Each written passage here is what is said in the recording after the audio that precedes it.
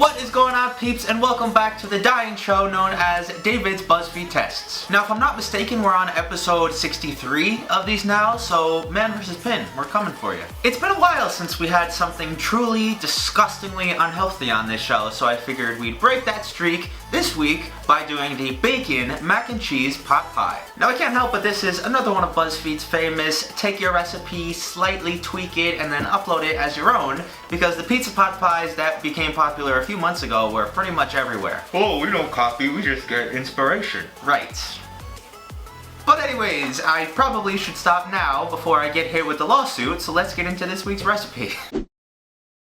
Some of the ingredients I gathered together for this recipe was some bacon, some elbow macaroni pasta, garlic powder, basil, a block of cheddar cheese, some mozzarella cheese, pizza dough, some whole milk, butter, salt and pepper, and slices of cheddar cheese and provolone cheese. Now, this many episodes into this series, I'm sure you guys all know that we need to get our prep work out of the way first. And to start, I grabbed my thick cut bacon and cooked those up until they were super crispy. Obviously, you don't need a whole pound, but I go a little overboard when it comes to bacon. Just flip all of those strips, being careful not to get all that hot oil on your arms and singeing your skin off. And once those were all cooked up, I grabbed my blocks of cheddar cheese and shredded some of that. Then, of course, my mozzarella, and you want about a cup of each in total.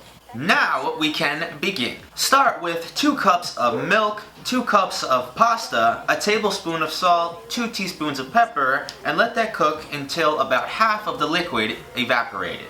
At that point, you're going to want to add another cup of your milk and let that come back up to boiling. Then just finish that off with a cup of your cheddar cheese, a cup of your mozzarella cheese, and then once that's mixed in and melted down all the way, your macaroni and cheese is pretty much done. We can now begin to work on the vehicle for this masterpiece, which is a ceramic oven-safe bowl. You want to use just a little bit of butter or oil to thoroughly coat up the inside of the bowl so the cheese doesn't stick to it, and then alternate with your slices of whatever types of cheese that you want around the bottom and the sides. Grab about 4 slices of your extra crispy bacon and crumble that all up across the bottom, and then fill your entire bowl up with the main star of the show, your macaroni and cheese. Then you just want to work on your room temperature pizza dough. I cut about half of the original bowl and then kneaded it out until it was nice and thin. You want a little bit of flour on both sides, then just throw that over the top of your bowl. Position it so that the dough hangs about a ½ inch over the side completely around the bowl. And for your finishing touch, I grabbed some butter, melted that in the microwave really quick, and then added some garlic powder and basil, mixed that in, and then coated the entire top with that mixture. Bake that in a 350-degree oven for about 25 to 30 minutes, and I might have left mine in for a little bit too long. That's nothing a little cosmetic work with this knife can't fix. I carefully positioned a flat plate over the top of that and then flipped the whole thing over, and after I carved the dough off of the sides of the bowl, it came out really well. This actually is holding together a lot better than I expected as well. I was able to cut myself a piece pretty easily, and let's give this a try. I would just like everyone to know how badly I've wanted to just devour this thing during filming this whole process, but for the sake of the video, I have not yet. That is, until right now.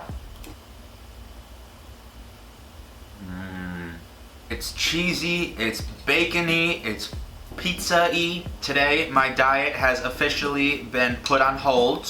Just the flavor of this alone is awesome. If I had to make one small criticism, is that the macaroni is a tad dried out, which I realize is kind of impossible to avoid with any baked macaroni product. Still though, I could eat this entire thing, and I probably will end up doing that later, so I'm gonna give it a 9 out of 10.